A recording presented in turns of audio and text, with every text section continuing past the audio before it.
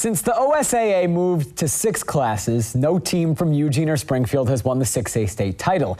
In fact, none have even made it to the state title game until tonight. Sheldon looking to play the role of giant killer one more time. And speaking of giant, Westland had most of its school in the student section in the Moda Center. In the second quarter, Sheldon down 2. Nick Larson from NBA range behind the Blazer three-point line.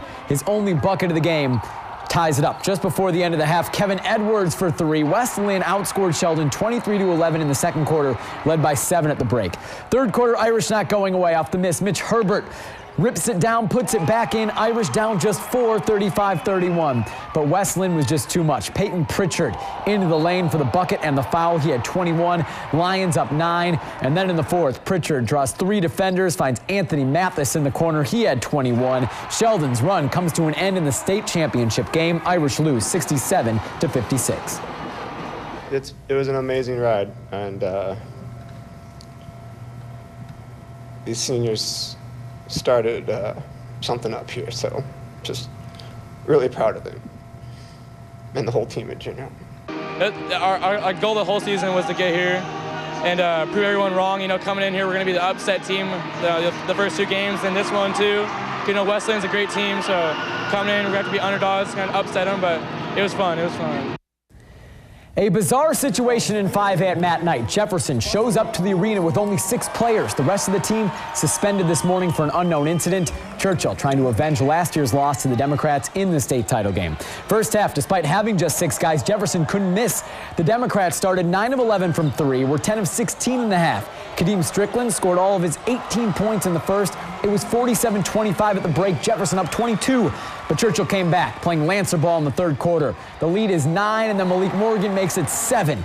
Then Morgan goes inside, turns as a wide-open layup. The lead is down to 5. In the fourth quarter, Morgan, off the steal, holds off Gonzaga-bound Silas Melson, lays it in. 2-point game with 7 minutes to go. 11 seconds left. It's a 3-point Jefferson lead. Now a chance to tie for Churchill. Morgan, no good.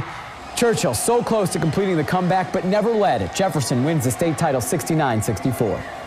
Holy smokes, Jefferson just played about as good as a team can play in the first half. It's hard to defend those 25-footers. You know, they're just raining them down. But we just never could get over that hump. And, you know, Jefferson did a good job of sustaining and being resilient. And, you know, unfortunately, we're on the bottom end.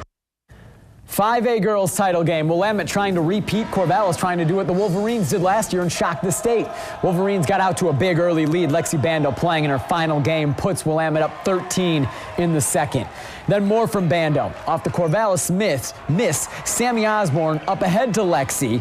Bando had 29 in the game. Willamette led by 17 at halftime. But in the third, Leslie Robinson keeping the Spartans in the game. And 1 cuts the lead to 11. Then from distance, Robinson showing off her range. The 3 makes it an 11-point game. Robinson also had 29 tonight. Corvallis got it as close as 7, but Willamette never really felt threatened. The future, Autumn Baumgartner, the sophomore, hits the 3. Willamette goes back-to-back, beating Corvallis 63-54. Everybody asked me if it was so sad to see the seniors leave. Well, I don't think it's sad if they're playing in the last game for the championship, and I especially don't think it's sad if they win it. So I had a little bit of emotion there hit me when it happened. It's awesome. It's just like indescribable winning back-to-back state championships because I feel like that's really rare, and I'm just so excited. 4A boys state title game, top-seeded Philomath in a showdown against LaSalle. Warriors came out to play. Up by 8 in the second, Ben DeSaulnier scoops up the loose ball, and that's a dunk technically.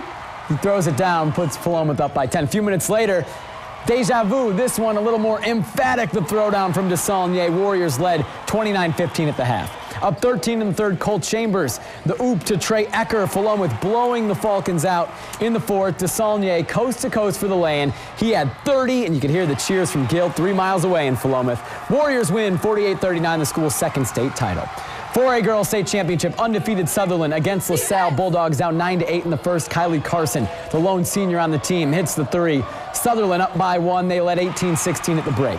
Third quarter, Bulldogs again down by 1. Olivia Gulliford cuts through the lane and gets a slow roller. Sutherland retakes the lead.